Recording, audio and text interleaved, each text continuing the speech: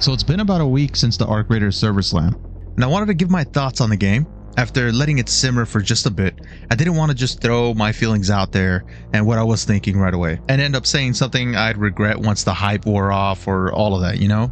So here we are, the good, the bad, and the ugly, based on what we played. The good. If you played the server slam or even watched somebody play it, there's one thing you can't deny. This game looks beautiful. The visuals are insane. The atmosphere, lighting, particle effects, everything about it screams next gen. There were times I literally stopped mid-raid just to take in the view before getting smacked by an arc. The game not only looks great, it runs flawlessly. At least it did for me. I heard there were some people that they got crashes or stutters and things like that, but for me overall, it was great. Movement, gunplay, the overall flow of the map, all of it felt tight and intuitive. The points of interest were easy to read and you always had a reason to move. Whether it was to loot, or an arc was on patrol, or another raider creeping around.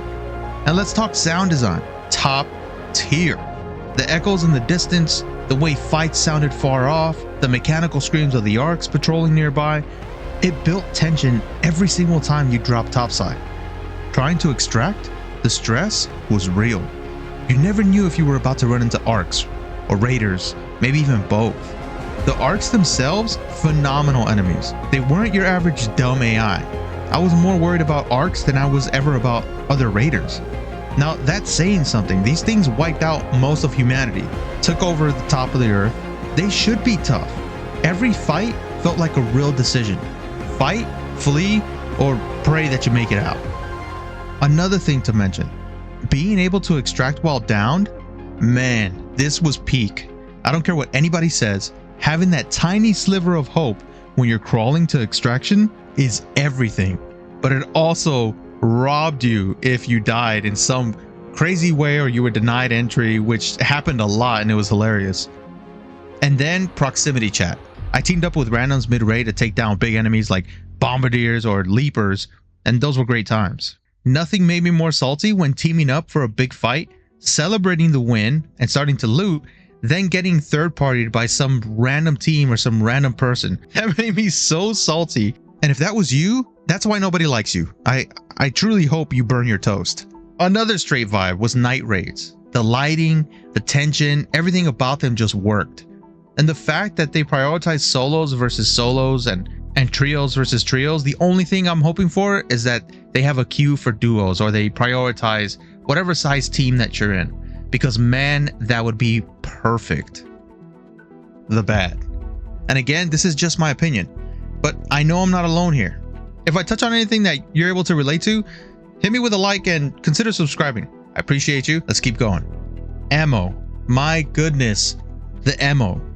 If you brought enough to handle everything that might come your way, you were packing at least 200 rounds plus what's in your mag. And you could still run out.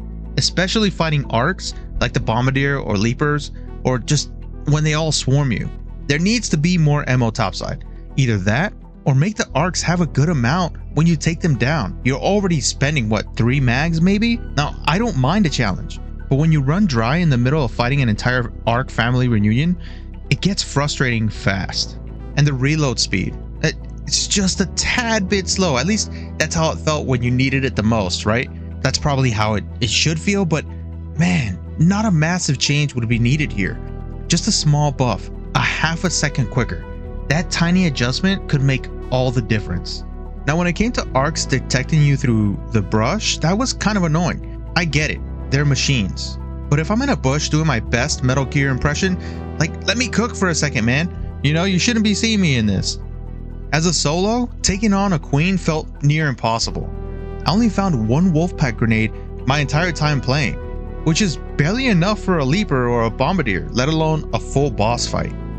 And don't get me started on the rats. Solos had rats everywhere. It wasn't as bad as Tarkov, but it was definitely up there. Honestly, they should just spawn those creepy little spider bots on campers. No one likes you either. I hope you go to the store and the one thing you wanted to buy is sold out. Character customization. A little weird. Now, this may be controversial or whatever, but you know what? I don't care. Why couldn't I just pick a straight up male or female? Unless you picked like the old man, and then I think there was another one that you could just tell was a woman. I'm not trying to be controversial, even though this might be it, but whatever. If it was up to me, I would still pick the woman, just for that smaller hitbox. Like, that's just a normal thing. We did it in Gears of War. The ugly. This isn't on the game. It's the community. The hate this game got after the server slam was, in my opinion, completely uncalled for.